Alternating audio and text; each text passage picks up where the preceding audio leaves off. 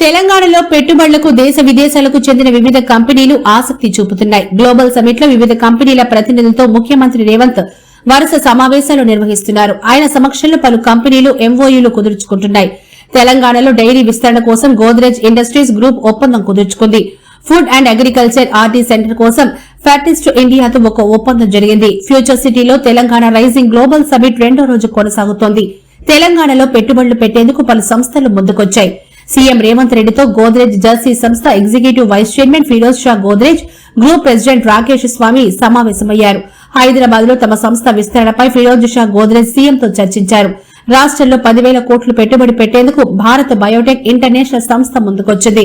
Contract research development and manufacturing organisation నిర్మాణానికి 1000 కోట్లు పెట్టుబడి పెట్టనుంది. తెలంగాణ స్వర్గధామంగా రేవంత్ పేర్కొన్నారు. ప్రభుత్వం అన్ని రకాలుగా పెట్టుబడిదారులకు అండగా నిలుస్తుందని హామీ ఇచ్చారు.